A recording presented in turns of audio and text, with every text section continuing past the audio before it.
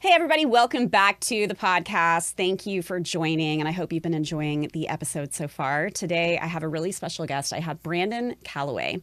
He is the CEO and co-founder of Kansas City G.I.F.T. G.I.F.T being Generating Income for Tomorrow, which is a nonprofit here helping Black-owned businesses. They have an incredible story to tell about how this business came together. One thing that I was particularly so impressed with is how many businesses they have helped and how much money they have raised over the past 5.5, almost 6 years to help so many businesses east of Troost that we talk about. And I think you'll be really intrigued and inspired and enlightened by what he and his team are doing. So I hope you enjoy this episode and hope you can find a way to get involved with this incredible nonprofit here in KC.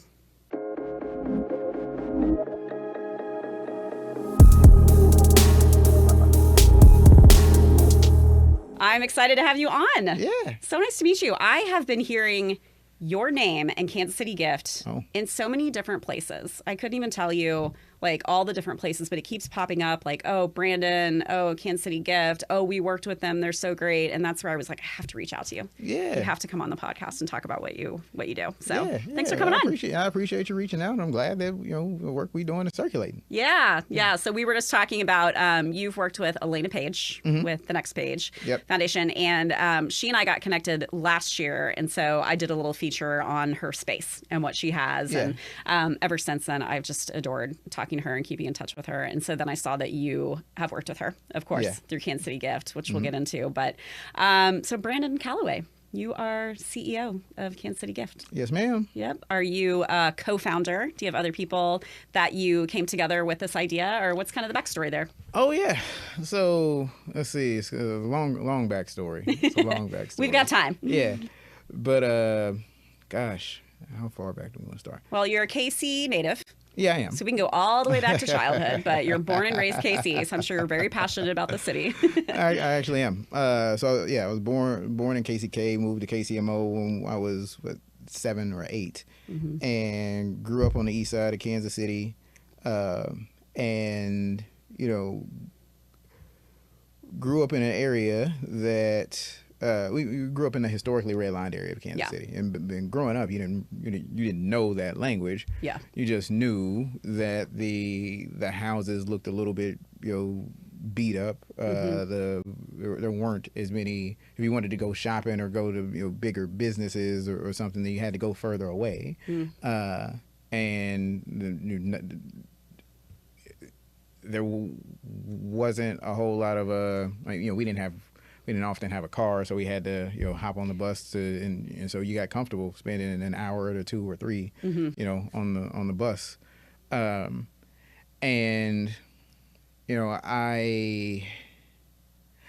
seen a lot. I mean, I grew up in a house that often had no lights, no water, no gas, all at the same time, right? And a lot of different economic challenges. That one, it just felt like everybody knows that this is happening. It felt like you could clearly see that this was a challenge and this was a struggle. But it didn't seem like anybody cared or anybody was doing anything. At least not from what I could tell. And you felt that as a child, right? Yeah, right. I mean, when it's negative 10 degrees outside and you are in the house, you would. Your pajamas on and your snowsuit on and the sheets and the blankets and the comforters and all of that, riding it out. Yeah. And I remember we had scrounged up, I don't know where we got money. I was in high school and we got money to pay the gas bill, or it was gas or electricity. I don't remember which one our heat ran off of. Sure, yeah. But I remember being there and the lady was on the phone with my mom and she said, oh, I'll let you go. I'll give you guys a call when somebody can come out. That way you can go back home. And it was like, I don't know what you're talking, like, we live here, Yeah. you know? And so for the lady on the other side of the phone, she couldn't imagine that it was negative weather and we were like, that we weren't going and staying with relatives, that we were just staying there. Yeah. Right. Or the urgency to be, right. And to, helping like, out. but to us, that there was no option. There was no option to, you know, go and stay somewhere else. By that time, you know, I was, you know, I had to be 15 or 16. I had my own car, and for me, it was just as comfortable to sleep in my car as it was to sleep, you know. And I got really, really, really used to sleeping, like, going to work, sleeping in my car, and then going to school, and then going to work, and then sleeping in my car, and then going to school. I got very used to doing that. So all of that, I was very intimately familiar with the challenges of the east side of Kansas City. And then growing up, so I went to Paseo High School, then went to the Army for a little bit. And then I got my degree in exercise physiology from Avila. And, you know, I worked as a personal trainer, sports performance, you know, trainer and clinical exercise guy and all of that. Okay. And seems like you've had a lot of drive since, Well, and so what I told myself was that I wanted to use my skills, the skills that I was, you know, developing in personal training, you know, strength and conditioning. I wanted to use that to help inner city kids get to college, not so they can go to the NFL or anything like that, but because even back then, you know, I was 19 years old, fresh out of, you know, my first personal training certification, still understood that college was a launch pad to upward economic mobility. Okay. And so, I started working as a trainer or as a strength and conditioning coach for Northeast High School, solely to help those kids get to college. But the other thing that happened was that as a trainer, you realize that, you know, you have a sales job, like for, you know, because you got to make money. And that high school football team, they didn't really pay. Honestly, actually, they didn't pay at all. But so I had to get really good at business. I had to get good at learning how to sell. So I did that. And just then, self-taught, or did you have people around you that were? So I mean, at Pinnacle, so I went to Pinnacle Career Institute. They gave us one business class, and then I went to the Army, got out of the Army, and I started working as a trainer down in Austin, Texas. Oh, okay. And I went to my supervisor once, and I was like, man, I'm not good at this. Like, because what I cared about was science. I loved science, right? And so the exercise physiology, endocrinology, the biomechanics of movement and clinical exercise and recovery, loved all that. Really fascinating too. Mm-hmm. And I was like, I don't think I have the skills to be a top performing, top producing trainer. And so we sat down, and he was like, well, let's look at that. And we looked at how many clients do you have? And we pulled up all of my clients. He was like, okay, where did this one come from? Where did this one come from? Where did this one come from? And we broke them all down. And we found out that probably like 70% of my clients came from the new gym member consultation. You know, you sign up for a gym and and they say, hey, here's a free personal trainer. 70% of my clients came from that. And I was like, okay, so it seems like, he was like, you know, it seems like you're closing sales, right? You're having these consults, you're meeting with people, and then you're converting them actually into long-term personal training clients. And it wasn't just that. It was from that, plus every gym has a list of people that has signed up for the gym. But so there's two lists. There's one of people that have signed up and haven't been in the gym in the past 30, 60, 90 days or 6 to 12 months. Like so that they have it broken down by, you know, like this person hasn't been in the gym for a year, but they've been paying for a membership. They're like, this person had New Year's resolutions, and then 21 days later, we never saw them again. Right. And then there's another list of people that have signed up, that pay their membership and never come into the gym. because that happens a lot. A good investment, right? Yeah, right. Because the people that say I'm going to go, but they never go, Yeah. right?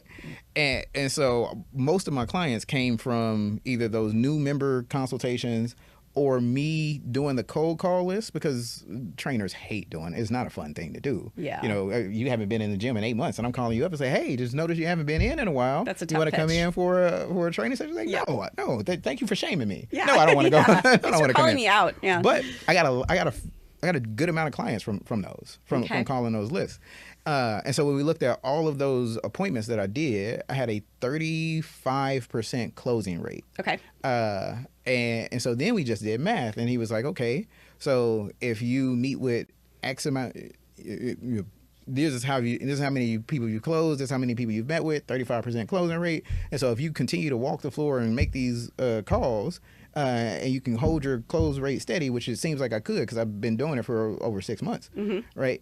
Then you can grow. You can grow. The potential's there. Right.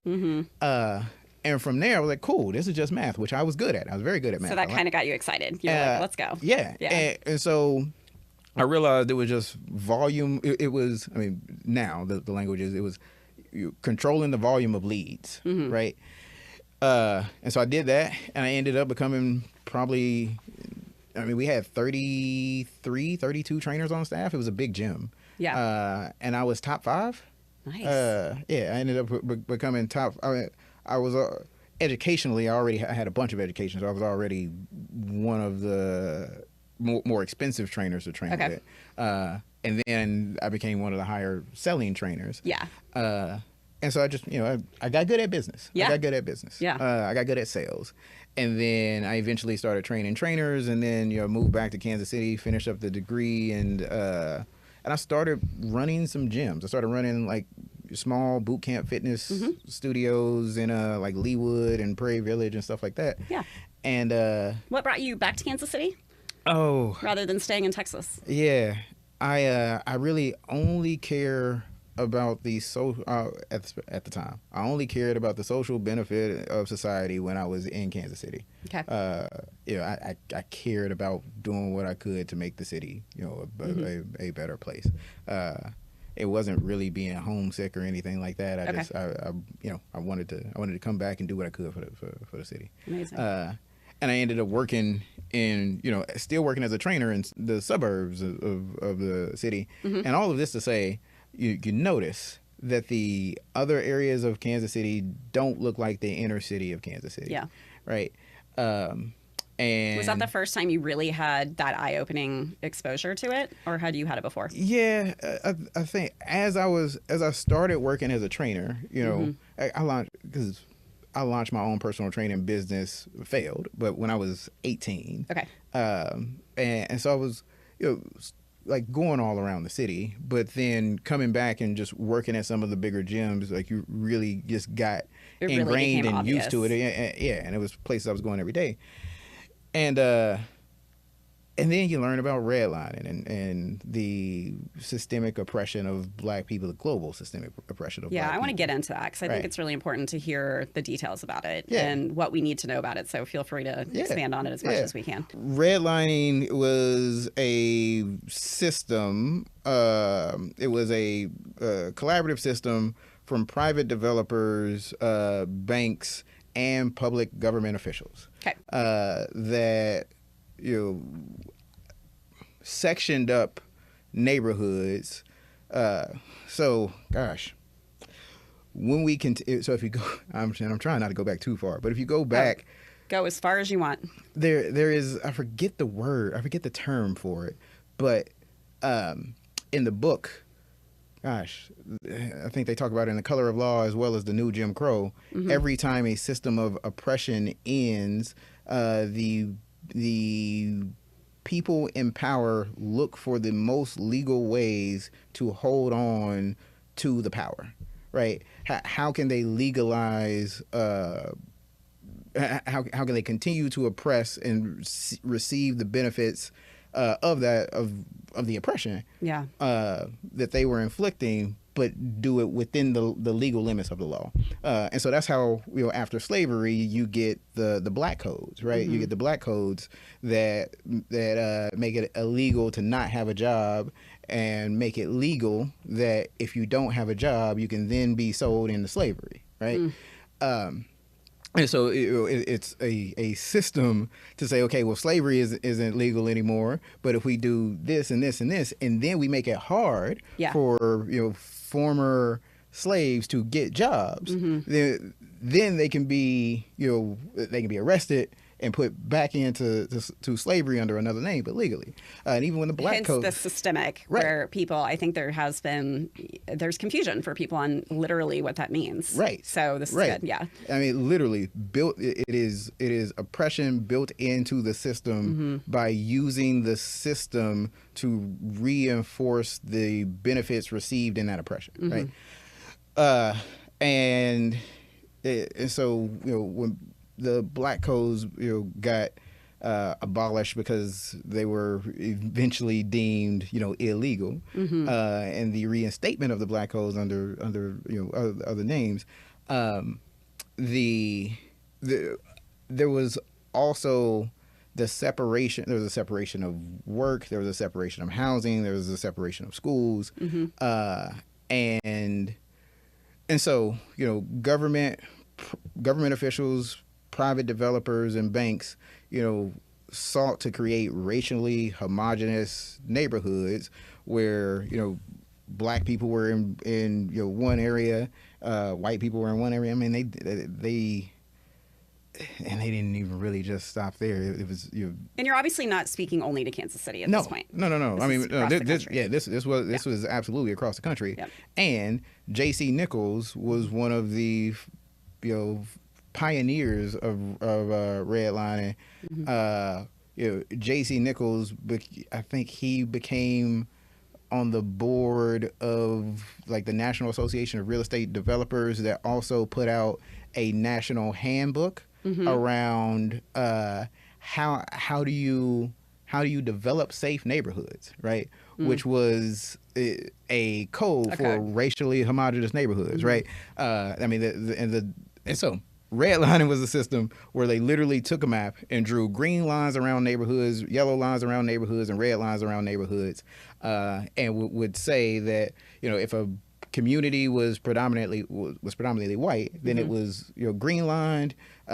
You could lend there. It was encouraged to lend there. Okay.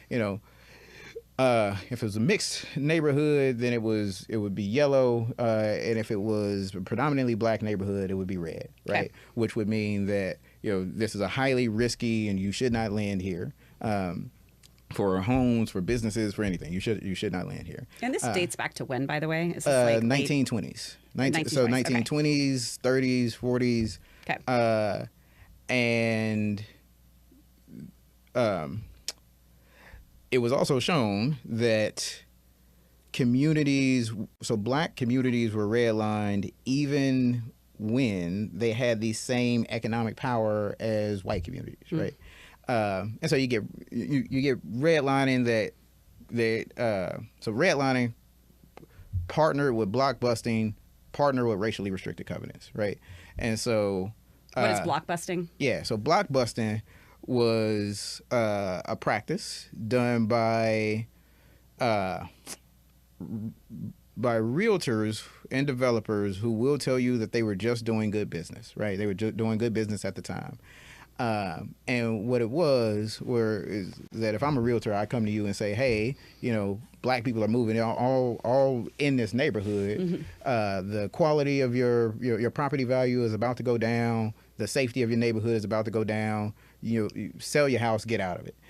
And it's again systemic. Yeah. Media fear.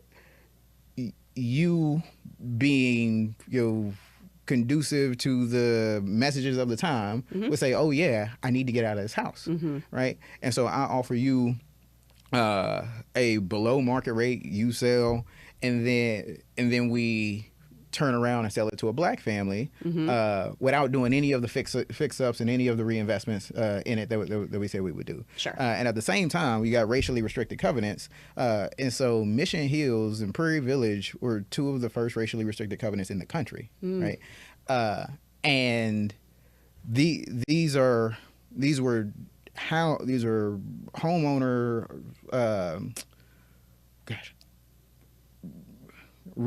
residential developments where in the deed it would say that nobody may own this home or nobody may own a home in this area that is not of Caucasian descent. That was legal to put that in Yeah, writing? so, I mean, if you pull deeds right now from Mission Hills... During that time? No, if you pull the deeds right now, they will still say that, right? They became unenforceable, and the legalities and changing language in a deed make it more expensive than it actually... I would hope there's some evolution there. Right. But I mean, they became unenforceable a while ago. Okay. But when they were created, they were created specifically for that. So you take redlining, blockbusting, and racially restricted covenants. Yep. And what do you get? You get a system where you have black neighborhoods that are disinvested in, and you have white neighborhoods that are intentionally built and specifically to be invested in. The plaza was built to be a shopping district for the racially restricted covenants of the houses that were built right next to the plaza. And so you take all of that and you get an inner city, so the east of Troost is our historically redlined area. Okay. And so it is the area of, east of Troost, literally that one street, it is 75% black on the east side, 36% poverty rate. Okay. And west of Troost is 91% white with a 5% poverty rate. Right. And this is current data. Right. To this day. Right. Okay. And so, all of that, we say this is the actual current impact of these historical practices. Yeah. Right. And so what do we do? Yeah. We could stomp our feet, point our fingers, and just be mad. But what happened? So I talked about all of that. I talked about my history in fitness and business, and so what I told myself, I was making money as a trainer. I was making money running gyms, and I wasn't impacting my community really anymore. I was just making money, right? Yeah. And so I quit. Okay. And I stepped away from fitness and said that the skills that I developed in sales and business, I can use in nonprofit fundraising, do a greater amount of good for a greater amount of people. That took me to United Way. And while I was at United Way, I learned a whole lot about nonprofits. So United Way, Greater Kansas City, I was there for 3 years. And then pandemic hit. I was going to say, when was this? So right before pandemic. Okay. Yep. So I got there in 2018. And by the way, did you just have this good heart feeling of like, I want to do good. I want to get into the world of giving back. Yeah. Or was there anything else that also kind of inspired that or ignited that in you? Well, I don't consider myself. You can brag about yourself. Well, but I don't. I don't consider myself. I'm not a bleeding heart. That I absolutely am not. Okay. And people find that out when they come and they are asking us for grant money, and I'm like, all right, tell me about your business. Does your business make sense? And if it doesn't make sense, then I'm not a bleeding. We'll get into that, of course. I am not a bleeding. Okay. But I am about action. Okay. And I don't like complaining about a thing that I am not willing to participate in changing. I can't stand Which it. is amazing, but also not everybody. Yeah. So. But I can't stand that. Okay. And I had a lot of complaints. I had a lot. You're breaking down redlining and racially restricted covenants and blockbuster. I had a whole lot of complaints. Yeah. So you were doing this, by the way. Were you working with other people like at the time that you want to mention that are doing things today, or will we get into that? Like who else is making great impact and change? Like you mean as we were developing this, were we working with other people? Well, yeah. So you went to United Way. and you were there for 3 years, Yeah. and then the pandemic hit. Yeah. So we can we'll keep going down that path. Yeah. And then, so what happened? And that's kind of where everything converges because so during the pandemic, while I was at United Way, I was volunteer and donor engagement. Right? Okay. And so, I was putting together, volunteer. I would put together events that were 5 people, but then I would also put together events that were 500 people. Yeah. Right. Wow. And so during the pandemic, I wasn't really doing much, because I wasn't going to do a super spreader event, Of course, yeah. And we didn't want to do small things, and we were holding tight, especially early on in the pandemic. Sure. And so I remember I was sitting at home and I was scrolling through Facebook, and I'm in a Facebook group called BOBKC, Black Owned Businesses Kansas City, and in that group, one of our co-founders, a guy named Chris Stewart. So Chris lives in Houston, but he's from Kansas City. He grew up on the east side as well. And, while I was at United Way, I also, this is not a knock on United Way. This is not a knock on United Way. Sure. And they have since changed these policies. And learned a lot about nonprofit. I watched United Way raise $20 million a year, asking everybody for a little bit of money. And then I also watched United Way spread that between 19 different impact areas, right? Okay. And so if you're trying to solve 19 problems at the same time, how logical is it that you will solve any of them? So that gave you some good insight into how you could find your niche. Right. And I also looked at I saw root cause. Again, not a knock on any nonprofit. Sure. And there are Band-Aid programs and there are root cause programs, right? You hungry? I have a soup kitchen, right? You come. It's Thursday. You come in. I feed you. Friday, you're hungry. I feed you. Saturday, you're hungry. I feed you, and so on and so forth and so on, right? Versus, let's figure out the underlying economic condition that is causing you to be hungry. Right. How can we solve that so that you don't have to continue to come in? And so I just saw I saw Band-Aid programs. I saw 19 different impact areas. I also saw root cause programs. So there were. And so what I told myself, I said, we need a Black United Way. We need something that is raising money from everybody and laser pointing it in one direction that actually solves a root cause in the Black community. That's what we need. Yeah. And so pandemic hits.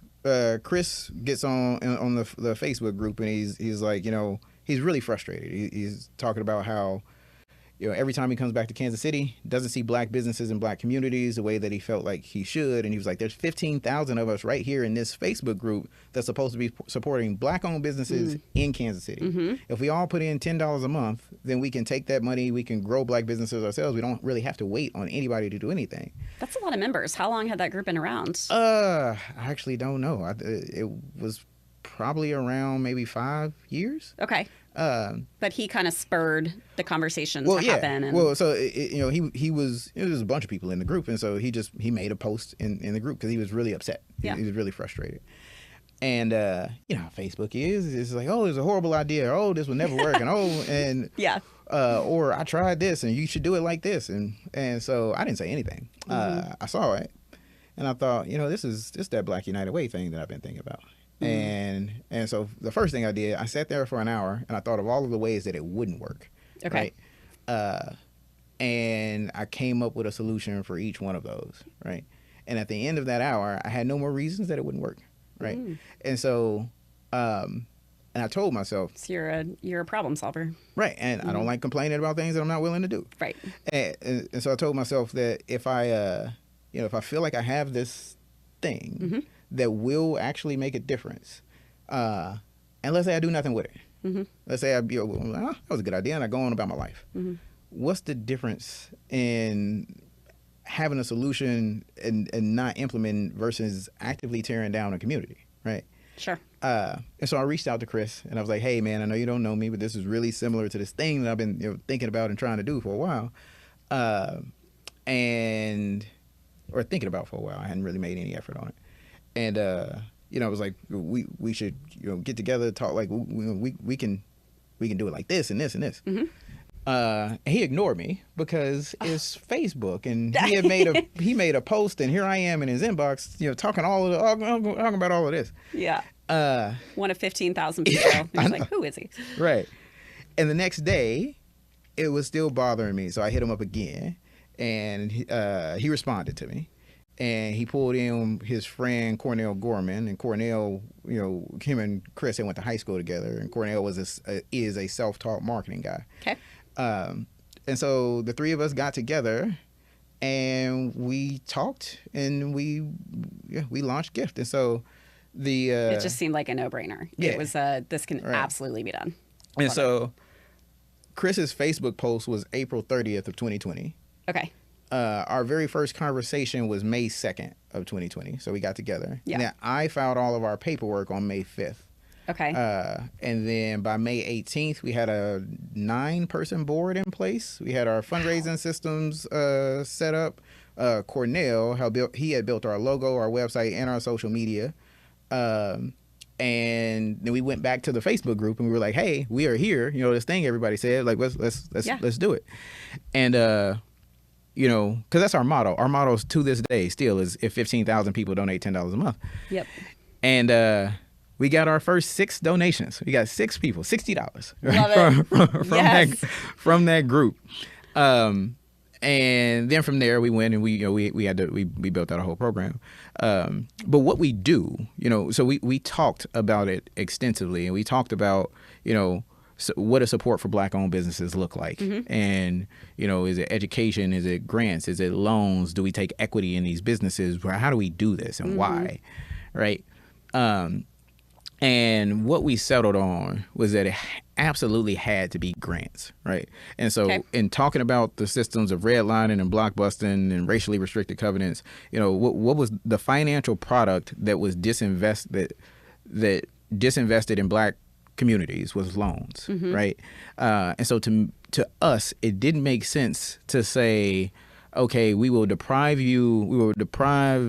this group of people of loans for decades and decades and decades and decades. Mm-hmm. And then after there's this large racial wealth gap, say, okay, now you can have a loan, right? Yeah. Now you can have the opportunity for us to give you, if we give you 10,000, we'll let you pay us back 12, right? Mm-hmm. Like that's not a right. Yeah, that's not the point, right?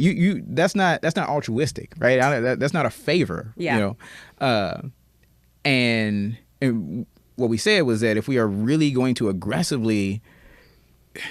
match aggressive and intentional disinvestment, then we have to match it with aggressive and intentional investment, right? Mm-hmm. We need to do what we can to close this racial wealth gap.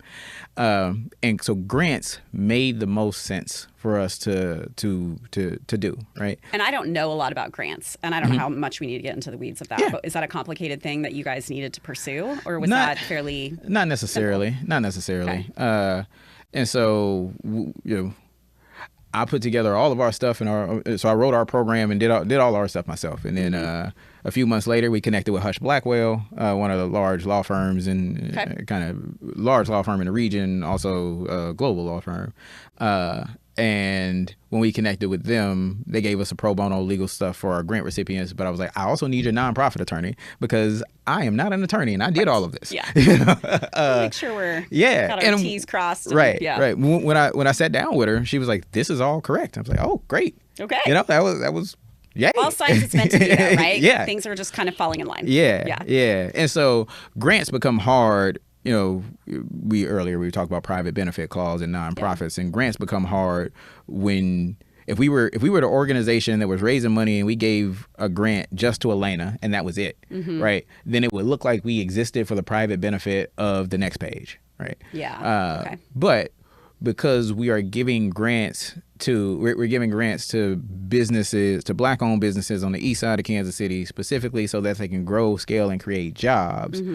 To create economic benefit for the entire community, then it becomes clear the public benefit of us. Probably getting too close. No, you're great. It becomes clear the public benefit of us providing these grants for these for the businesses, and so it wasn't really that hard to do, but we we went to a whole lot of stuff happened in May, right? Busy month. Right. We were still on lockdown for the pandemic. We had to build out a whole program, right? We had the idea, now we had to fully build it out. Yeah. We had to build out all of our back office. So we needed bookkeeping, we needed accounting, we needed bank, we needed a bank account, we needed fundraising systems and softwares. And so we worked on building all of that. And this is with the people that you've kind of recruited to be on the board at this point, or was it the three of you? This was just the three of us. Okay. This was just the three of us. And then we did recruit, I reached out to somebody on LinkedIn and I was like, hey, we're building this new thing. You're passionate about financial education. I think you should join our board and, be our treasurer and do all of our books. And she hopped on Zoom with me and I was like, oh, you hop on Zoom, I'm going to close this. Okay. And she is still on our board. She's our accountant to this day. Yeah. And yeah, so we also needed to build out what the program looked like. And so in May, I did the data analysis, which is where I got the 75%, black, 36% poverty on the east side of Troost, and 91% white and 5% poverty on the west side of Troost. What I did was we looked at the 6 highest populated high-income zip codes in Kansas City and the highest populated low-income zip codes in Kansas City. So that way we got good sample sizes, and we weren't like looking at this 10-person zip code, right? Sure.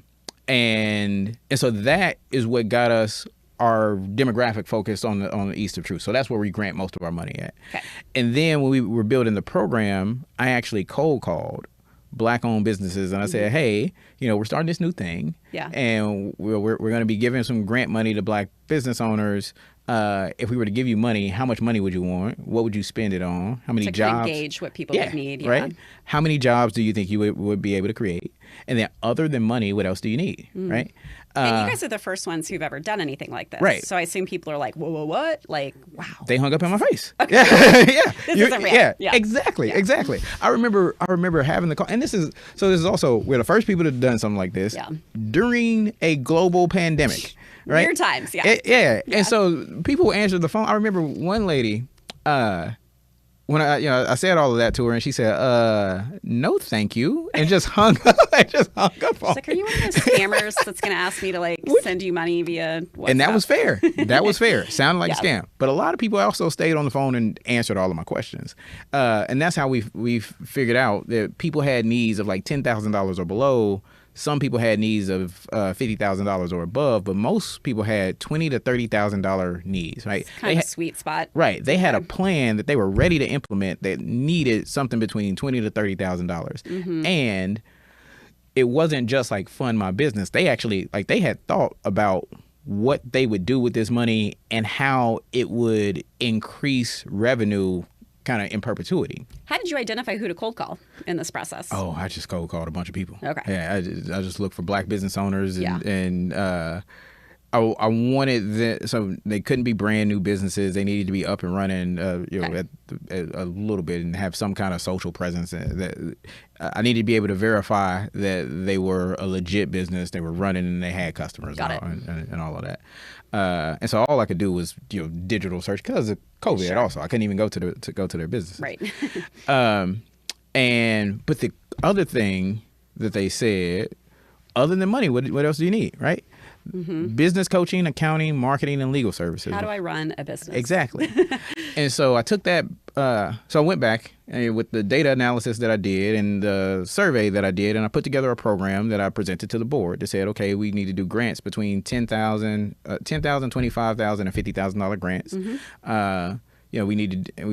We had a monthly cadence of when we were doing the grants, and that every grant needed to come with a year's worth of business coaching, a year's worth of paid bookkeeping. We needed to do a small business marketing package for everybody, and then we needed to provide pro bono legal services for everybody, at least for a year. Yeah. And yeah, we adopted that, and I remember because we were brand new, and I had no name, Cornell and Chris had no. People didn't know who you guys were. No, not at all. Not yet. Not at all. Different story today. Right. And so our board, this 9-person board that we put together, they was like, okay, yes. And they adopted it, and they were like, and if we don't make it, then that's because I put up a $230,000 budget. Okay. I was like, this is what we need to raise. And they was like, okay, well, if we don't do that, then it's okay. Because it was, like, no. Yeah. This will happen. Yeah. And so all of that, and then parallel at the same time, so this was May of 2020. So we launched May 5th. Mm-hmm. A week later, Ahmaud Arbery's video came out of him, jogging through a house and being, shot by just 2 random guys. And then Breonna Taylor's story came out. And then George Floyd was killed. Yeah. And so like 30 days after we launched, the entire world started talking about systemic racism, Black-owned businesses, and racial equity. And so we became a place for people to take action. Yeah. I remember, I don't know if I've ever said this as publicly as I'm about to say it, but I went, you remember Blackout Friday? Yeah. Where everybody was posting, black squares. Right. I went on Instagram and I found anybody in Kansas City that posted a black square with 5,000 followers or more. And I just sent them a message. And I said, hey, thank you for using your platform in this way. I know you don't know us. We're a brand new nonprofit, but we are really focused on taking action. It's time for us to take action now. And so I just asked, could you, share our social media account, sign up to be a $10 monthly donor, or even encourage other people to sign up to be $10 monthly donors. Yeah. And a lot of people did the third. Okay. And so we had a bunch of small businesses that were encouraging people to sign up to be a $10 monthly donor at G.I.F.T. and get a free $10 gift card, or, enter into this raffle, or, which you're currently doing right. with Mildred's. Yep. Is that what you said? Yeah. Right. Okay. We're also, Mildred's is one of them that we're doing that with right now. Okay. And we raised our first $11,000 like that. Via that way. Yep. And then we gave out $10,000 to Ruby Jean's Juicery in that August to help them get through the challenges, specific challenges they were facing during the pandemic. Does that mean that they were one of the first? Oh, they were our first. They were the very first. Yeah. Okay. That was our very, very first grant. Was August of 2020. Awesome. And then every news outlet picked it up. So we were on Channel 5, 9, 41. We were on The Bridge, KCUR, in The Pitch, and Kansas City Star. And the Business Journal. And I'm probably forgetting something else too. Sure. The Community Voice, The Call. We were in literally every At news. that Startland. Were you like, oh my gosh, here we go? Like exposure, or? Well, I also reached out to all of them. Okay. Well, hey, yeah. You're a salesperson. It worked. Yeah. You know what you're doing. So I reached out. So most of them I reached out to, but that was a very easy sales pitch. Yeah. I remember I hit up the Business Journal on LinkedIn, the editor of the Business Journal, and I said, hey, I know you don't know us, but we're a brand new nonprofit. We just gave $10,000 to Ruby Jeans. We're giving grants to Black-owned businesses. And this is the height of the Black Lives Matter movement in 2020. Yeah. I was like, I think this is a story you guys might want to do. Yeah. And they was like, you're right. This is a story we want to do. And so that happened, and they all ran the story within a 2-week time frame. And so by September, because so many more people had heard about us, we had went from raising, and we had $11,000 in the bank. We gave Ruby Jeans 10, right? Do the math. Yeah, I know, right? Let's get back up. But it was also important that I didn't want to spend a year raising money, telling the community that we're going to fund Black-owned businesses, and making them wait a year before we actually did anything. Sure. That is what happens to communities of color and underserved communities all the time. You get a whole bunch of promises and it never follows through. And to me, it didn't matter that we were Black. That didn't matter. Like we couldn't make promises for that long without actually doing something. Yeah.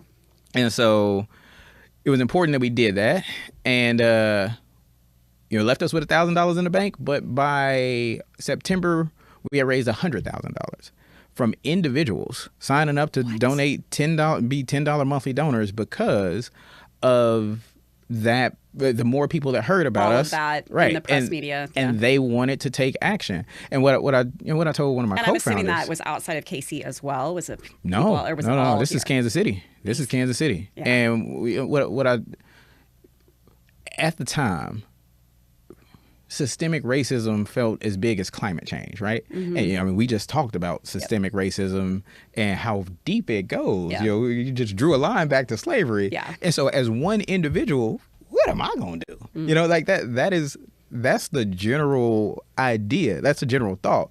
But also the problem where right. it doesn't drive people to move forward. So, right. Yeah.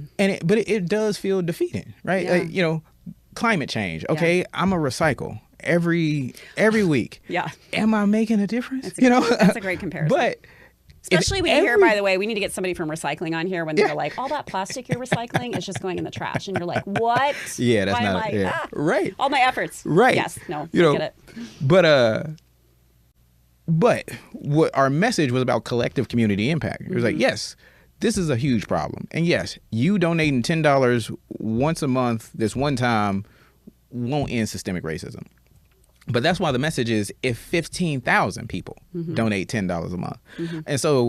And we recently did a survey of, asking people why they give, and, the message around collective community impact was the top message, and why people felt like it was that, as well as our mission, is why people felt like they were compelled to support what we do. You're like, there's the faith in humanity. Right. I get to see it. And also,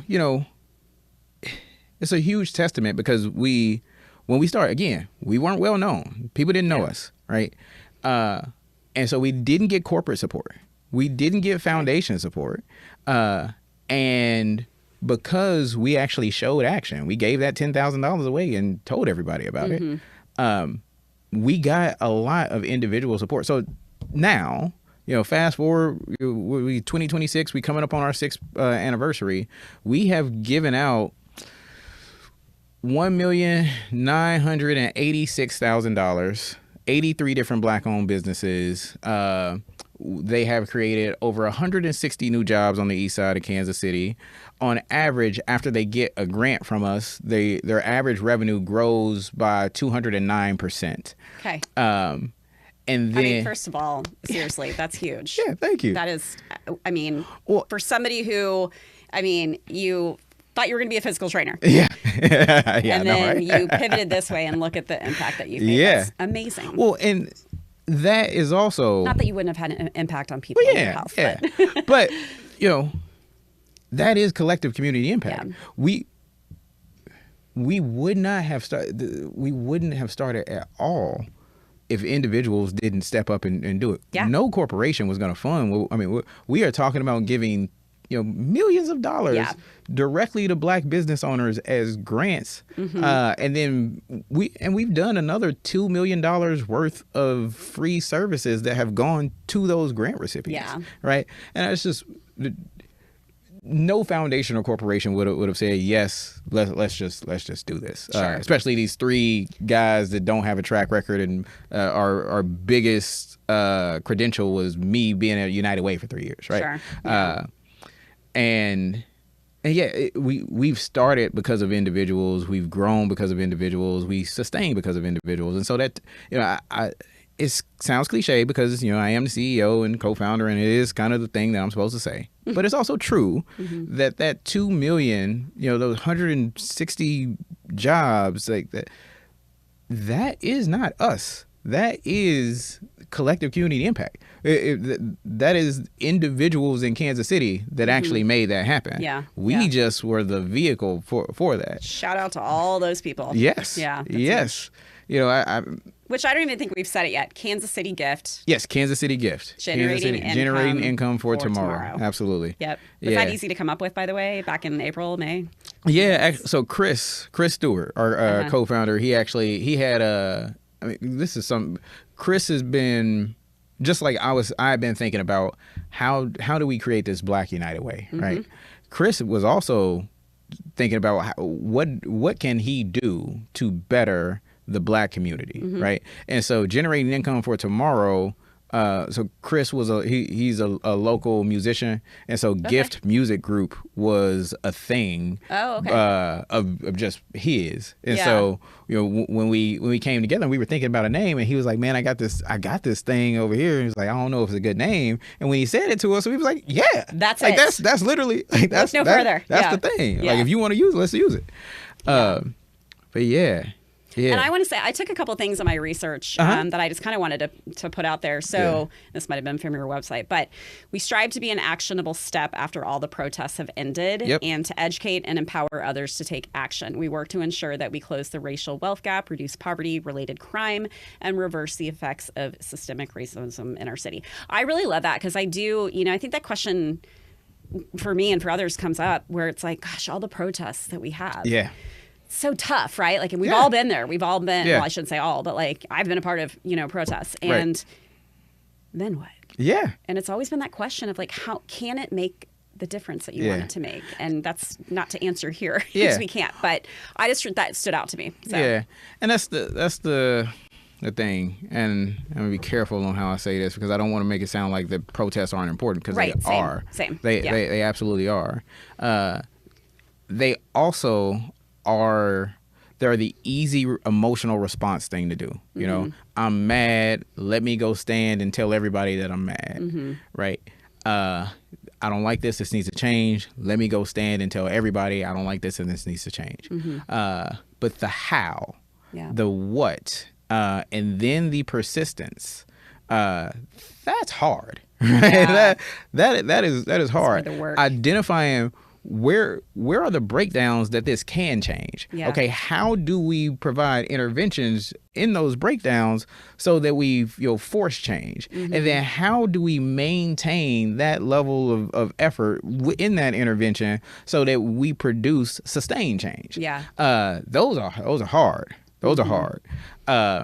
Which was another reason that I felt like we let a lot of people, I don't want to say off the hook, but we made it easy. We made it easy for people to answer the what next, right? Sign up to be a $10 monthly donor and let us do this work. Especially knowing that without you signing up to be a $10 monthly donor, we won't be able to do this work, right? And so, there are other nonprofits that are primarily funded by foundations and corporations where the individual donorship is supplemental. But our individual donors are core, right?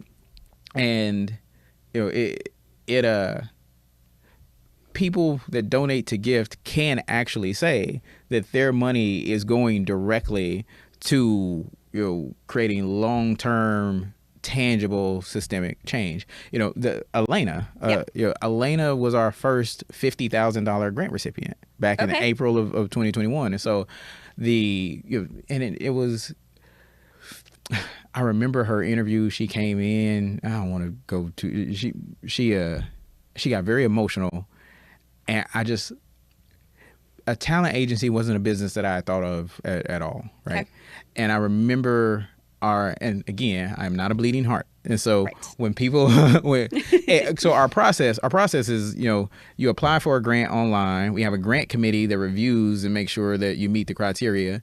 And then we have a board that looks at everything that does meet the criteria. And then that board selects probably 5 to 7 businesses and bring them in for in-person interviews.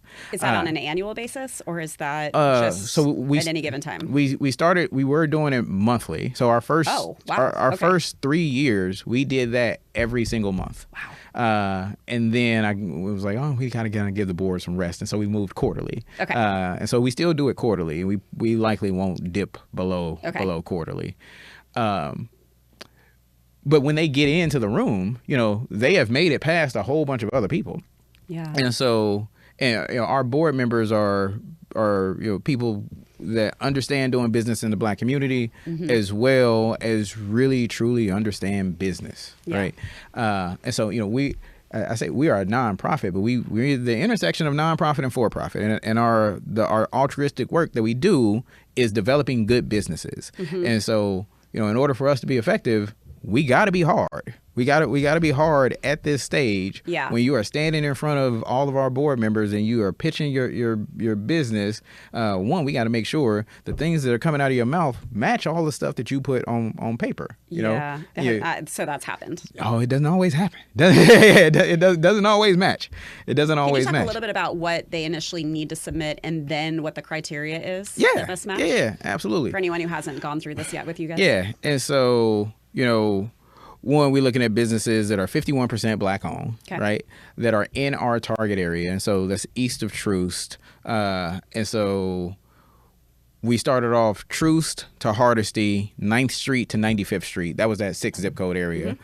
Year 2 and 3, we expanded further east into Raytown, further south into Grandview. Okay.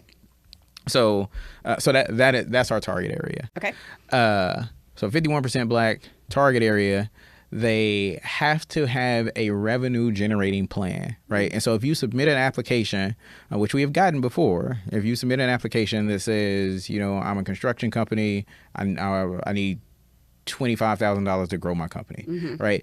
That is not our plan at all, right? It doesn't say anything, and so that won't make it. That wouldn't make it past our initial grant review, Because it hasn't shown that the revenue is being generated with the services. They haven't made an ask. Because this is just at the application stage, they have to tell us how they plan on using the money in a way that will logically increase their business. And so if you say, I need this $25,000 so that I can grow my business, right? You haven't told us at all about how, right? So Vine Street Brewing. Right. Let's use them as an example. Right. So Vine Street, great example. Vine Street, in their application, they asked for $25,000. So they were open, I want to say 3 or 4 days a week. They had great traffic. That's the word I'm looking for. They had great customer traffic. And they had great demand, but their production capacity was limited, right? Yeah. And so they couldn't meet their full production. They couldn't meet demand because of production capacity. And so they needed and I'm gonna get this wrong because I'm not a beer guy. You should be. I'm sorry. Just kidding. But they needed a new fermenter. Sure. Right. And so it's actually, if you go to Vine Street and you walk down the stairs, this is really big metal thing, right to the left. We bought that. Okay. Right? Perfect. Specifically so that they can increase the amount of beer that they are able to produce. Amazing. Right. I am a beer drinker, so thank you. But and so that is a plan because we gave them $25,000. Now they can perpetually increase supply. Yeah. Right. So that they can meet growing demand, and then they can use that additional revenue to put back in the systems and processes so that they can continue to increase supply. Okay. Right. If Vine Street said, we have a great brewery and we need to get more customers, so give us $25,000, that wouldn't have went anywhere. Yeah, right? it's just not quite specific enough. Right, right. And so, as you can see, what we're asking for it's not crazy. Sure. We're not even asking that this plan be foolproof, right? Just tell us that you have thought about how you are going to use this money in a way that is really going to have an impact on your business, and tell us why you think using it in this way will have that impact on your business. So you scan the gamut of industries, types of businesses, right? So it could be really anything. Or are you guys focused on, we would love to get in more restaurants, we'd love to get in more. What does that look like for you guys? So I have 2 answers to that. Okay. The short answer is we're not industry specific at all to anything. The thing, so I should finish my other thing because I take too long answering questions. Yep. But I love it. 51% Black owned, target area, revenue generating plan, the ability and willingness to create jobs. Okay. Right. They have to have the ability and willingness to create jobs. Right. We have had somebody go through the entire process before. Great plan. And my question to them was, this is a great plan. You actually are going to, you're going to make more money. What are you going to do with all of this additional money that you're making? Because I haven't heard anything about that in this plan, but this is a great plan. And the young lady said, I'm going to retire early. And I was thinking, that is great. We are not for you though. Right? Because, we didn't give her a grant. We didn't even consider giving her a grant because the willingness, ability and willingness to grow and create jobs. Sure.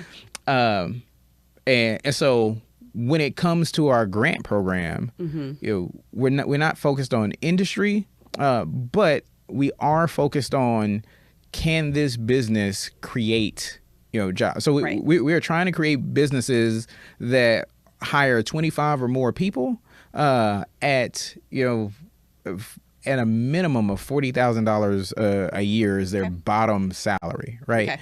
Okay. Specifically on the east side, where the median income is $35,000 a year, right? Yeah. And so there are some industries that are going to be more conducive to that. But as an entrepreneur, my mind is open, right? I think almost any industry, any business run in a way with that to be the goal can probably get there, And so that our criteria in our grant program is really driven by job creation. Okay. And now after doing the program for 1 year, you remember we give free a year's worth of accounting, business coaching, legal and marketing. And so I called all of our did another survey. I called them on the phone and said, hey, I asked a bunch of questions. You're like old school calling on the phone. Yeah, because if you send surveys to people, you get like you get a 70% response rate. Okay. But if you call them and you say, hey, let me just ask you these questions, I'll answer them myself. And you're clearly good at calling people on the phone. So right. Yeah. And so we got 100% response rate. And one of the questions I asked was, what was most beneficial, the money or the technical assistance, right? And they all said they were equally beneficial. The money allowed them to implement a plan, but when they got successful and they had to hire, new staff, right? They had to create an onboarding system. They had to create a payroll. They had a team of professionals that knew how to do all of that instead of having to stumble through doing all of that, right? Yeah. When they were developing new contracts, when they were acquiring land, they had lawyers that knew how to do all of that.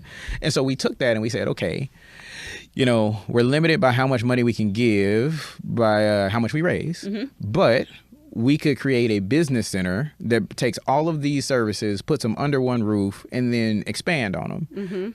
And we can provide it to everybody in the community that is not a gift grant recipient. Okay. Right.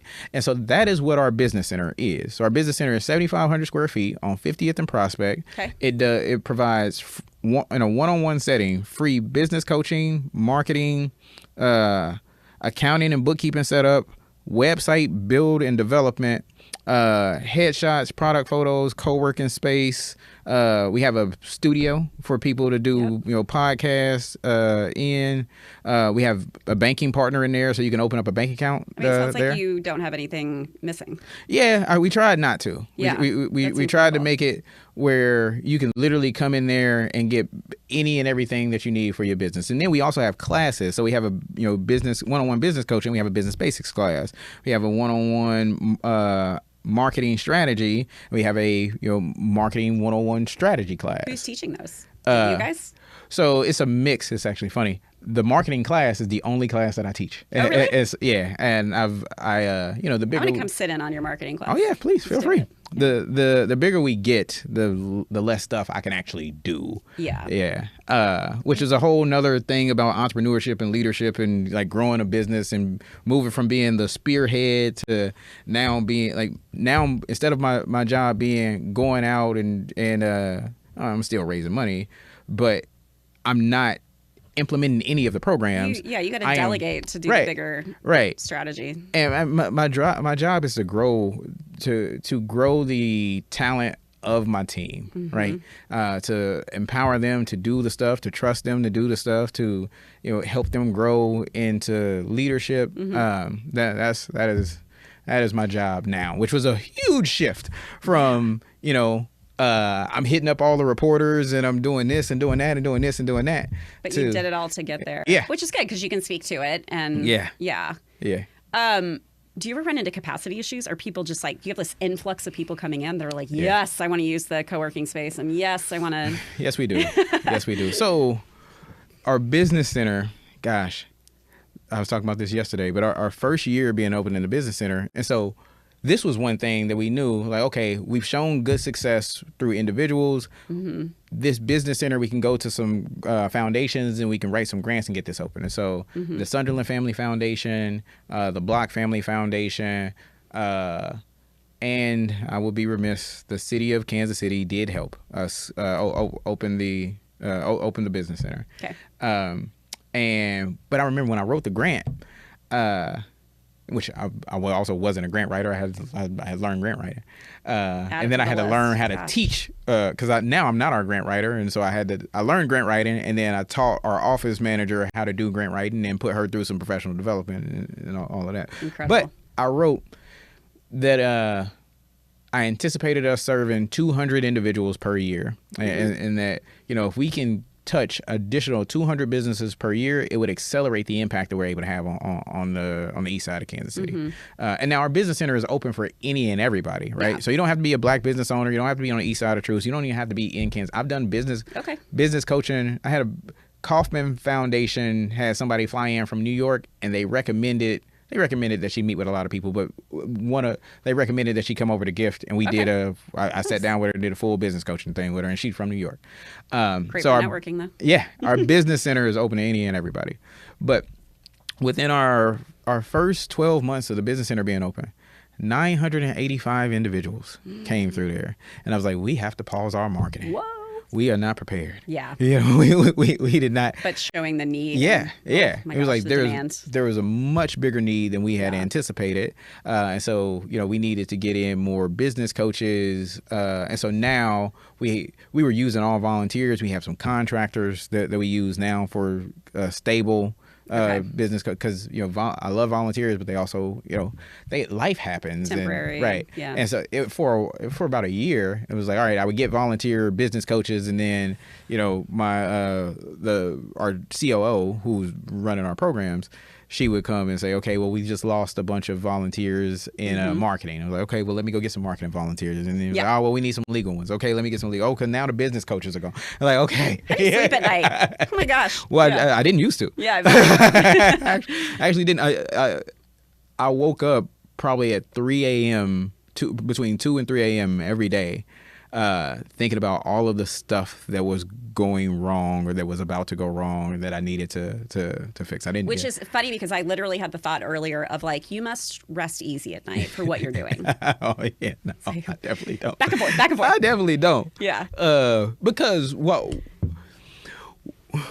the board, the staff, the co-founders, it's kind of a running joke, but every time we hit a milestone, they're like, Brandon will celebrate for 5 minutes, and then and then he just moves the goalpost. And so I take about thought process. Take what we've done now. $2 million, right? $2 million, 83 businesses, 160 new jobs. Our business center. So our business center has been open for 4 years. Okay. Around 3,000 individuals have come through the business center. Over 10,000 appointments done at the business center. And so our business center reports around 25 new jobs being created per year from some of the businesses that come through the business center. And now it's self-report, so we can't verify. So sure. I don't put that into our numbers data. Right. But let's say it's true. Let's say our grant program has produced 160 new jobs, and our business center has produced 100 new jobs, right? Over the past 4 years. It's 260, and we can round it down. Say 250 new jobs. Yeah.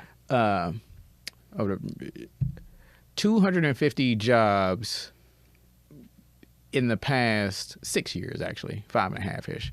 That won't close our racial wealth gap. Right. And while we don't own the responsibility of doing that ourselves, it'd be foolish for us to think that we even could. We do have a responsibility to take a bigger bite out of our portion of the pie, right? And what do you mean by that? We need to be getting to a point where we are creating, 50 to 100 jobs per year, right? We we're not doing that yet, right? What do you think it will take to get there? Or We- is that even well, easy to answer? So we don't yet have 15,000 people donating $10 a month, right? And because of that, I don't want to say, because it's not necessarily that our capacity is limited, but our future is not solidified, right? Every year we got to go out and find fresh, brand new money, Right. and some years we raise. We've only been around 5 years and 5.5, and every year we raised a decent amount of money, and we started from scratch. And so where we are in 5 years is You have a lot to be proud of. we do. But you also absolutely feel do. like you have. We got a lot more to do. Yeah. We have a whole lot more to do, right? And you might always feel that way, like you said, moving the goalpost. Yeah. But yeah, but I understand. Yeah, it's a huge undertaking. I would say if we can get to the point where we are putting out, 500 to $1 million a year in grant funds and really helping businesses, grow. Yeah. Then we are. Then I would be satisfied in that. No matter the outcome, we are putting in the inputs. Yeah. That we're doing our part to take a bigger bite out of the pie. But right? I think that's good to literally quantify. Yeah. Put it out there for everybody to hear. Yeah. Whether it's manifestation or somebody hears it and the right people hear it and act on it. I mean, that's great. Yeah. Yeah. And we've kind of going back and talking about the story again, as you probably noticed, we didn't look around the country, and that's not true. We did, but we didn't find anything, right? Of other people doing this? Right. That was going to be a question of mine. Right. Interesting. And so what we built, we built from scratch. Yeah. And because of that, we have been asked by people in Detroit, in D.C., in Baltimore, in Houston, St. Louis, Miami. Wow. How can we get Kansas City G.I.F.T here? And we are prepared to expand, right? Our logo says KC G.I.F.T, with the KC being really small. We brought in a marketing agency, and that our logo can be drag and drop to any city. It can say Right. DC G.I.F.T, right? Yeah. It can say ATL G.I.F.T. It could say a bunch of different cities.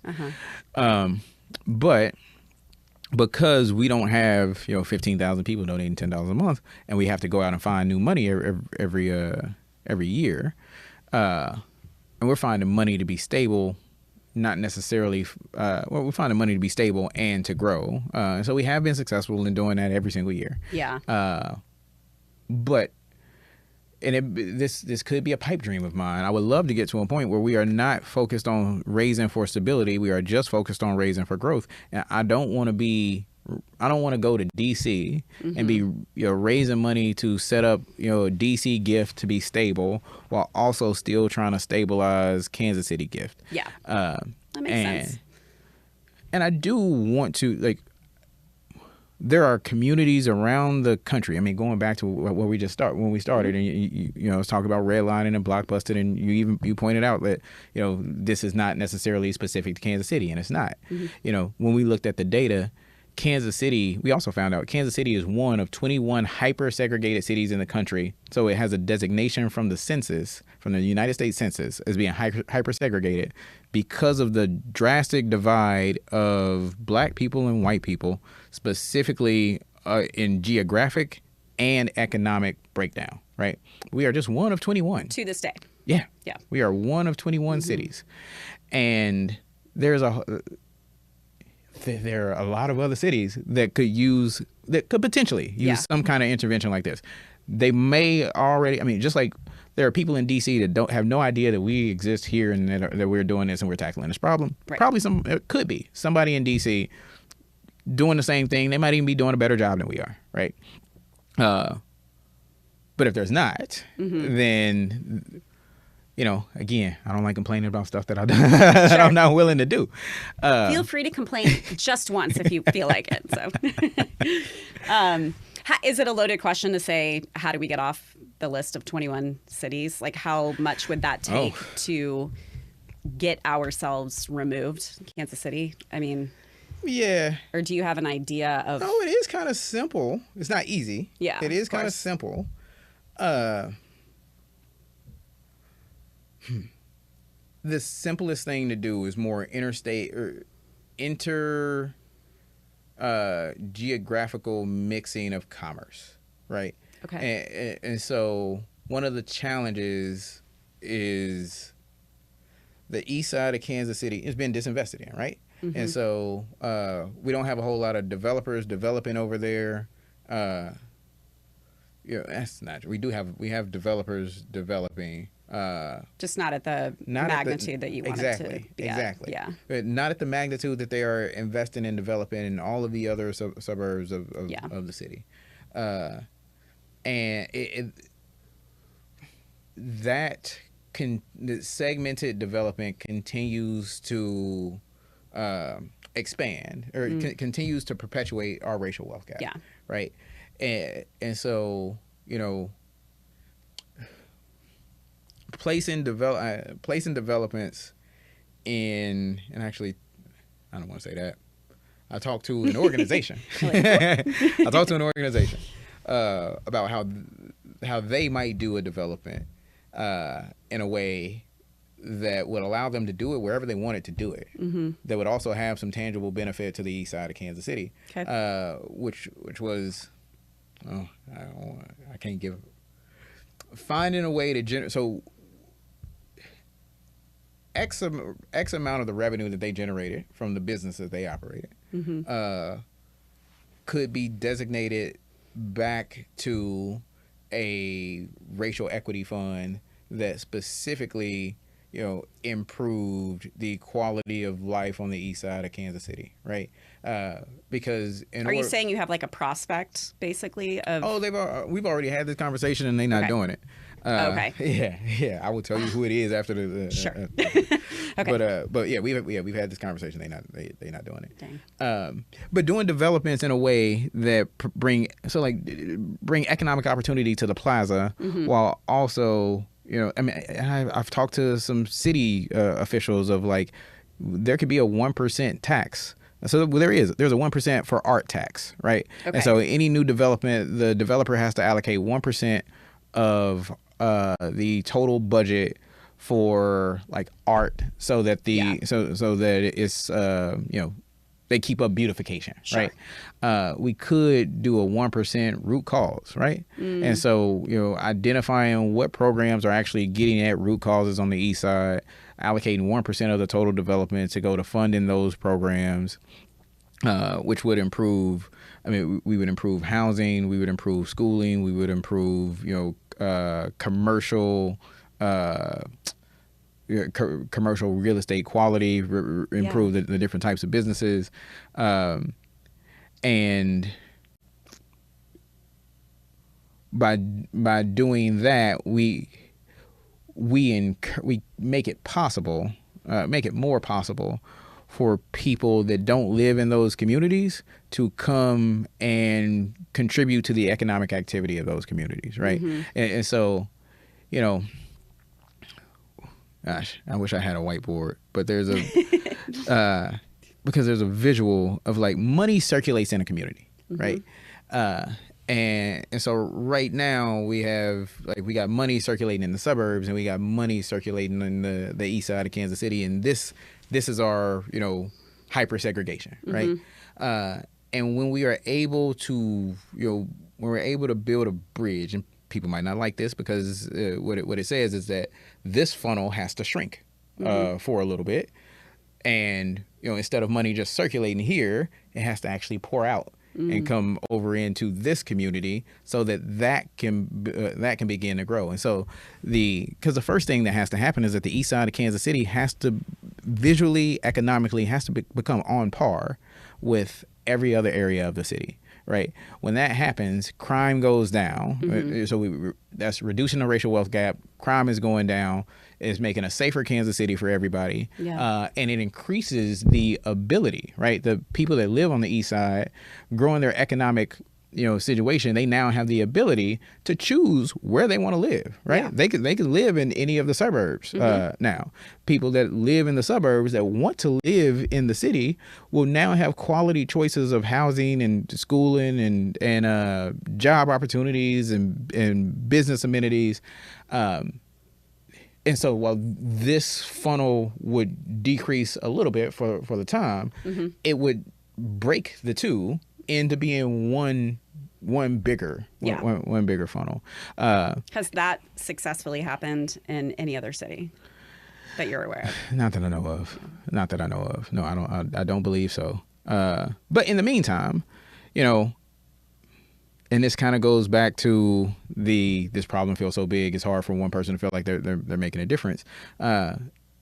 But individuals deciding to go over to the east side, go to a restaurant over there, go to a coffee shop over there, go to, the Black Repertory Theater has plays over there. Like go over there and contribute. Vine Street Brewery, right? Go over there and contribute to the economic activity on the east side of Kansas City. And maybe you go with a friend, or maybe you go with a group, or like that. Inter neighborhood commerce, right? Of just coming over and contributing to the economic activity on the east side of Kansas City actually helps us get off that list of being, one of 21 hyper-segregated cities. And so what we're trying to do, we're trying to do this internally.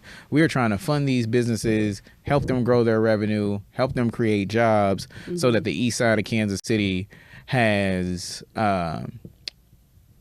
increases the quality, increases the amenities, and then we're able to have that free flowing traffic. But it can, and likely should also happen from that direction as well. What are some other? I know you have 83, but are there some other examples you want to throw out there of what you guys have been a part of? Yeah. Gosh. First priority, heating and cooling. And so, it's not a business it's not like Ruby Jeans or Vine Street where people are like, oh my gosh, I love that. I go there all the time, right? Food and drink. Yeah. Everybody loves food and drink. But first priority, heating and cooling is a business that, so they came to us, it's an HVAC company. Yeah. And, it was a husband and wife. He was the technical skills. She was a tried and true entrepreneur. And when they came to us with the challenge of limited capacity. He was doing all the duct cleaning. He was only able to do so much at once. Okay. And then during the off season of duct cleaning, which I don't know what that is. I'm not an HVAC guy. We won't pretend to know. Right. Yeah. They got asked, no. I'm changing those words. While they were doing HVAC stuff. Duct cleaning was something else that they needed to add in that was in a different season than that. This was years ago. I don't really remember. Yeah. I remember they added in duct cleaning, and it was different from the HVAC maintenance and repair and stuff. That's what it was. And so we gave them $25,000. They brought on another person, trained that person so that they can do two of the HVAC repair things at the same time. And then they added in duct cleaning, so they had a different revenue stream, so that during their downtime they could still keep revenue up. It's like an essential business. Right. Yeah. Exactly. And then they are one rare business that we gave a second grant to. Oh, okay. Because I think they grew their revenue at that time they grew by like 300%. Wow. And then they got an opportunity. There was a big commercial building. It was $1 million contract. Mm-hmm. But and they were WBE, MBE, and all of that, so they could take on. They had the They had the city and state licenses for women-owned business, minority-owned business, or women business enterprise, minority business enterprise, what those stand for. Okay. But there was a level of, they had to pay like $25,000 for insurance to be able to cover the bonding that would allow them to take on the contract. Mm-hmm. And so we gave them $25,000, allowing them to take on $1 million contract. There you go. Love it. And then they got a second one. Okay. Right. And from this HVAC business, they have been so profitable that they have taken the profits and created a Big Mama's food truck. Oh, nice. Right. And so they now have a whole separate second successful business. Yeah. Shout out to them. Right. That's and awesome. which is fun. I mean, Big Mama's food truck. I mean, it's soul food. Yeah. And so, it's food and drink. People can go and Wait, is that did they have a shop? Or is it just a food truck? This is just a food truck. There is Big Mama's Bakery. That's what I was thinking of. I've been there for the cinnamon rolls. Yeah. Mm-hmm. And that is separate. Well, that's her sister. Okay. All in the family. Yeah, it is all in the family. But yeah, they came to us, just husband and wife, with this one revenue stream. We helped them expand that revenue stream, add in a second, and take on a bigger contract that led to them opening up a whole second business. That's amazing. Yeah. Do you have any others that stand out to you that kind of like get you emotional thinking about like, wow, we were able to play a part in Get me this? emotional. Or that somebody else got highly emotional because of what you were able to help them do? Yeah. I don't want to make you cry, of course. Yeah. I always think of Sweet Peach's Cobbler is one that it's a really good story, Yeah, and she should be extremely proud of herself for what she has built. Pandemic story, laid off during the pandemic. She started making peach cobbler. Her grandmother's recipe. Her grandmother's recipe included Jack Daniels, and so so it was the Daniels Secret cobbler, sauce. right? And she started selling it at pop-ups and all. Well, people started eating it, and it was like, you should sell this, and so she started selling it at pop-ups. And demand kept going up and up and up, and so she went into a third-party kitchen, so that she stopped making it out of her kitchen and went to a third-party kitchen, like the innovation space is what it was called. Okay. And even there, she had reached a point where demand exceeded her production and storage capacity. Mm-hmm. Right. So we gave her $25,000 so that she could hire some people to increase production, and also buy some more deep freezers so that she could store more. Sure. So that she could meet a higher demand. Yeah. She was able to. She was able to get a contract with Hy-Vee. Oh, nice. And so she is actually now in a 200. Wow.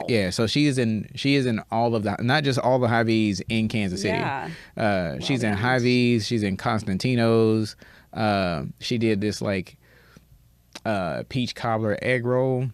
What? That was at the Chiefs Stadium. Oh my gosh! Wow! Yeah. All kinds of doors opened. Yeah, and she has since moved in. So she has a co-packer, and so this it's being packed at this industrial facility because she has a higher amount of demand, and she's shipping out pallets at a time. Wow! Rather than back in her kitchen. Family recipe. Right. Yeah. Right. Now in the stores, No they pun don't let intended. her put Jack Daniels in the that'd stores. be a different. I'm sure there's some yeah. legalities, Yeah. parameters to that. She also has the Royal Cobbler, which you can probably imagine that has Crown Royal in it. Okay. Yeah. Oh, I was like, Royals, no, Crown Royal makes sense. Yeah. Love it. Okay. Yeah. And then there's we got a bunch of them, but Antonio from Hall Pros, Antonio's story is unique because he had a prior conviction, and so it was hard for him to get and maintain a job. Yeah. And so he launched a trucking and moving company, and he had a truck. He had people that would pay him to do moves, and he had friends that was helping him do moves, and so he was cash apping his friends. Yeah. And so he kind of developed his business, and he had good word of mouth, so much so that he was at full capacity with this one truck, but he didn't really know how to operate a business, right? He was cash apping all of his employees because he didn't know how to build a payroll system. Sure. And so he came to us. We gave him $25,000. He bought a second truck, hired a couple more people to operate that second truck. He also got an interstate license that allowed him to take on some bigger moves. And then before we gave him the money, he called me and said, "When do I get to meet with the accountant?" Right. And I know a lot of business owners. I love my accountant, but it is not my favorite time of the month when we sit down and we do all of the reconciling. But he was excited. He was excited to meet with the accountant. And he got his payroll system set up. She got his book set up. And he went from, because we also got him with Hush Blackwell. Obviously we did, business coaching, but he went from $8,000 in revenue per quarter. That was Q4 of 2020. He had $8,000 in revenue. And then Q4 of 2021, he had $101,000 in revenue. Wow. Right. Antonio, I mean, it's the business that has hired the most people. I think he's hired 18 employees. Okay. By now he has a 1,311% revenue growth. Jeez. Yeah. Yeah. That's amazing. Right. And, so from him not being able to get and maintain a job to him being able to run this business where, now he can employ people that can't get and maintain jobs. Yeah. That's incredible. That's like the give you chills kind of story of people's progression. Yeah. Amazing. Well, good. I want to get into some fun rapid fire questions about Kansas City, but man, I feel like we could keep talking. Yeah, we could. I mean, I got time. So much we could get into. What's the main thing that you want people to do to interact with you right now? Donations? Yeah. So let's talk about how we can get the community involved. Sign up to be a $10 monthly donor. Kansas City Gift. Right now we're partnered with Mildred's, and so if you sign up to be a $10 monthly donor, Mildred's would give you a $10 gift card. Who doesn't love Mildred's? Right. We love them. And here's the other thing. I was debating on whether to say this because I don't want to feel like I'm trying to shame people because I'm not. And I also want to acknowledge and recognize some trends and realities that we have seen. So because of what happened in 2020, right? The murder of George Floyd and the Black Lives Matter movement, we became a really tangible step for people to take action. What we have seen is that the further we've gotten away from 2020, the less urgent it has felt for the community at large, right?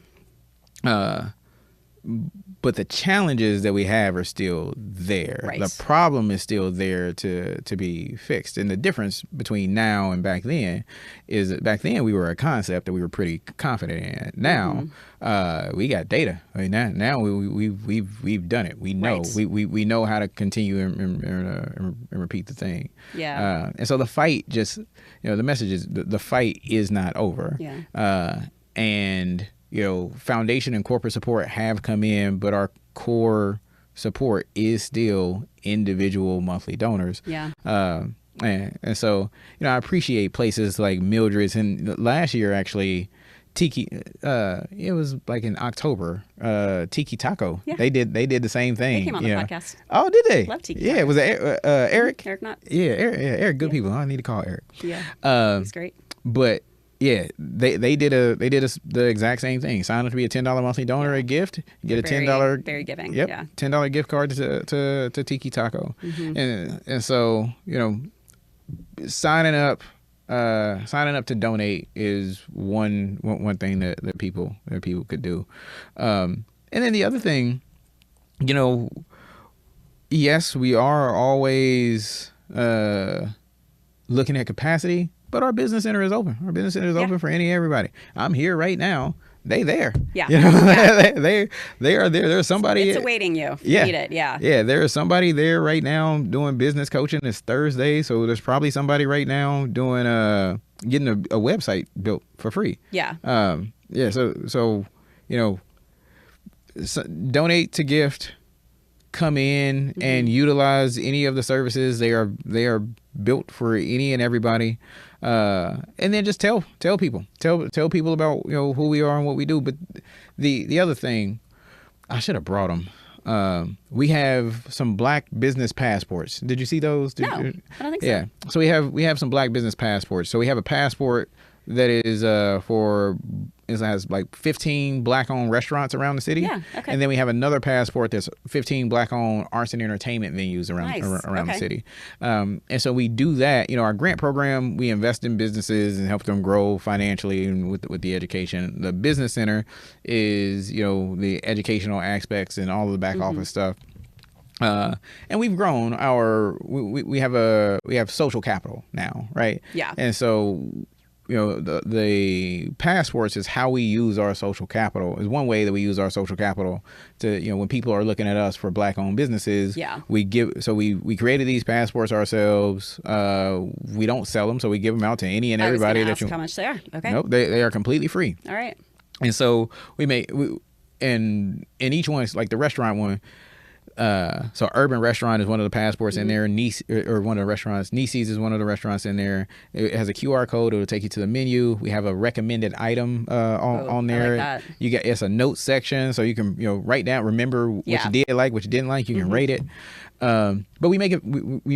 It's our way of making it fun to go out and support Black-owned businesses. So kind of the thing that I was talking about earlier of, like, you know, that intermixing of commerce, you know, taking those passports as an individual or as a group and going around and just, you know, you could plan multiple date nights of just how much fun you can have. Who doesn't love food and drink, right. You know, and we have an incredible food and drink scene, and that's a good way for people to add into their portfolio of restaurants they want to check off their bucket list to add some of those in. Yep. And then the arts and entertainment one, I mean, it has there's cigar lounges in there. There are museums in there.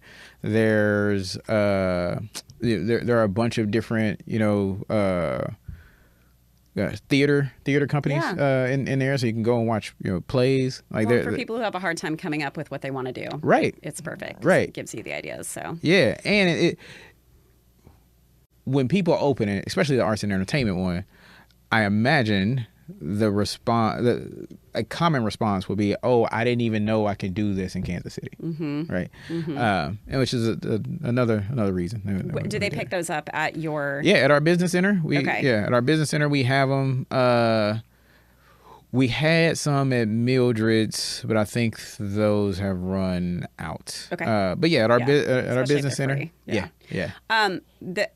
I don't know that there's a short answer for this, but for people who are, we know Kansas City is unique, and we love, everybody loves Kansas City. No one loves Kansas City more than Kansas Cityans, right? Like, we wear it on our sleeve, literally. Yep, that's true. For people who live literally all around the metro, how do you kind of convey to them, you going and eating and drinking and shopping and doing all the things over in this area makes a difference for you? Yeah. How do you kind of explain that for people who might be like, hey, cool, but I live 45 minutes that way, or I live over here, it probably doesn't impact me. You know, like, can you kind of speak to that? Absolutely. Gosh, you were right. I don't know if I can give a short answer. I know. I can give a short answer, but it won't be as good. Yeah.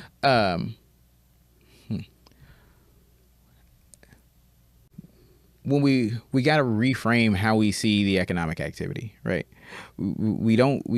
It's not that we see economic activity as like we are doing this thing to help this business owner and increase the wealth of this business owner. That is not that is not a helpful way to frame, you know, economic activity.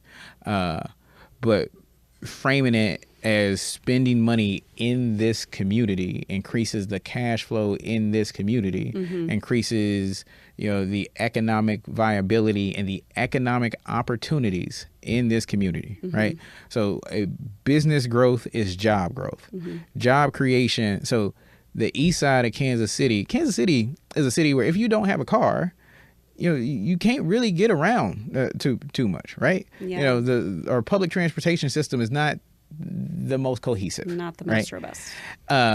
So what does that mean? That means if you live on the east side of Kansas City and you don't have a car, you don't have access to quality paying jobs, elsewhere, your economic opportunity is diminished. And so spending money, helping those businesses grow, we help them grow, expand, create jobs, and create economic opportunity. And why is that important? Poverty. We say reduce poverty related crime. It's poverty related crime, right? It's not just crime, right? Yeah. And people are not committing crimes because they wake up every morning and like, oh my gosh, who can I rob? Who can I steal from? Who can I shoot? Like that. That's not a thing. The thing is survival, right? I grew up on the east side of Kansas City. I have experienced it. I have seen it. The thing is, how do I survive in these limited economic opportunities? Yeah. And the answer too often becomes less than legal activity. And so increased economic opportunity decreases crime, on the east side of Kansas City. And crime going down on the east side is better for Kansas City as a region. Doesn't matter if you live in Liberty, Leawood, Lee Summit. It is good for everybody as a region. And a big example of it, was the Super Bowl parade, right? Were you there? No, I wasn't. I was there, but we left before. Yeah, like that is everybody from the city coming together, and we have this threat of elevated violence just kind of all of the time. But that can be drawn back to a lack of economic opportunity, right? When survival is the focus, thriving is not the focus. Self-actualization is not the focus. Teaching and educating the next generation is not the focus, right? The focus is I need to survive, so I need to help my kids survive. I need to help the next generation survive. If they can do all of that, growth and stuff later. My job is to get them to survive, right? And so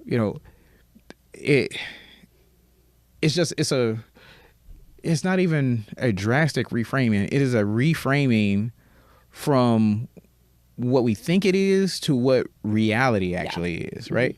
Reality is that spending money increases economic opportunity, and increased economic opportunity limits the potential of the drastic violence that we saw at the Super Bowl parade. Like that is why it matters, no matter where you live, because we are one Kansas City, right? And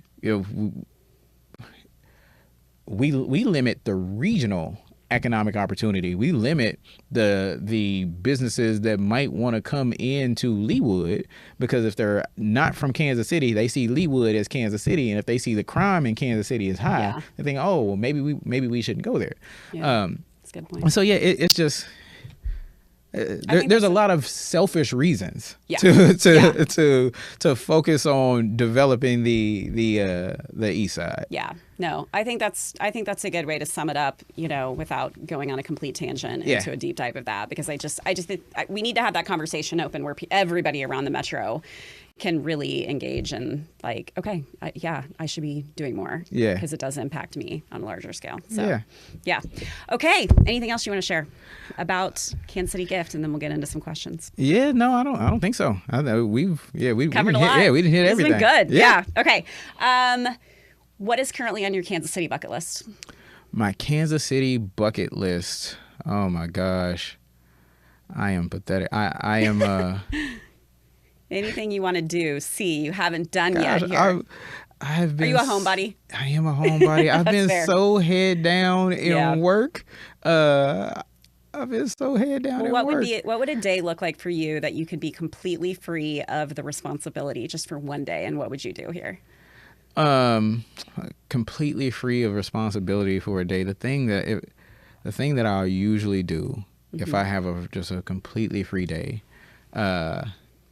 is I go to Lake Jacomo's. I go to Lake Jacomo, go to the marina, rent a pontoon, and just chill. Love it for the entire day. Being on and around water is so amazing for restoring. Honestly, I mean, I don't. The selfish part of me, I don't want everybody to start doing this because there are times where, especially when if it's not the weekend, it's not a peak season, and the marina's open. It's real easy to just go and get a boat and sit there and do. I mean, I'll. And it's funny, I say I'm head down and work. I will go and get a boat, take my laptop, and more power to you. I love working outside too. Okay, that's good. But yeah, that's my thing. Valentine's Day just happened, right? Sure did. And so my girlfriend and I, we were roller skating at Skate City, and so that's still amazing. Yeah, it's still a thing. Love. It's still a thing. There is we went to Rock, ROKC. Oh yeah, the rock climbing. Yeah. And so that was fun. That was new. Which one did you go to? There's a few around town. Yeah, we went to one in, I think, Overland Park. Olathe. Yeah. Olathe, Overland Park. It was out there by Skate City. Yeah. They've got the restaurant. Yeah. Mm-hmm. Yeah. Yeah. And then, kind of my two favorite, my favorite coffee shop, my favorite cafe is Equal-Minded Cafe. It's right. It is one of the businesses we funded, and it's literally where I drove from. I left Equal-Minded and came here. Perfect. And then Urban Restaurant. It's literally top on my list. Yeah. I got to get there. Yeah. Urban is it is great. It's a really. It looks really cool. Yeah, it on the is. Inside too. Yeah, it's great ambiance on the inside. When I'm there and people ask me what should I get, I'm not a good person to ask that because literally everything on the menu. There's the brown butter pancakes with the bacon. There's the urban burger. There's the chicken and waffles. Yeah. There's the crab omelet. There's a whole bunch of stuff. That's when you have to go with a group of 10 people so you can have a bite of everybody's and just do it shared plate style. Yeah. That's what you should do. Yeah. So, I was going to ask other restaurants that you absolutely love eating at in KC. Other favorites. Other restaurants that I really love eating at.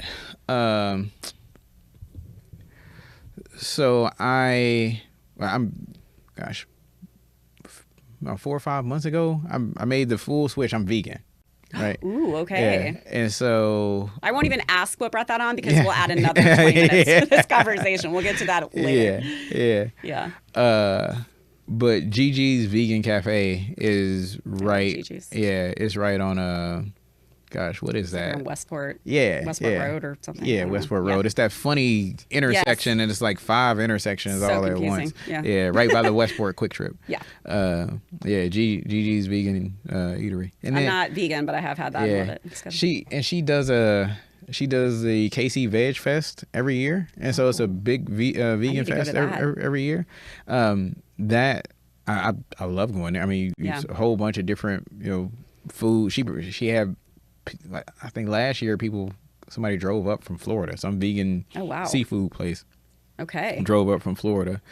Yeah, it was cool. It was real fun. Love it. And then anyone that you'd love to hear on this podcast, anyone that you would refer to me that you think would be great for people to hear from? Chris Good would be great to have on the podcast. Yeah.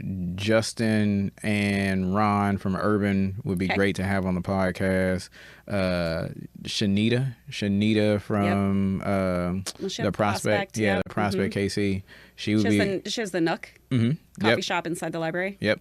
Okay. Great. She'd be really good to have on the podcast. And then I don't know if you've had Kemet from Vine Street Brewery. No, I've reached out. I would love to have them on. Yeah. Kemet would be good to have on the podcast as well. Yeah. Plus, I want them to bring beer. So, Yeah. And then there's I have a bunch of especially we talking about founder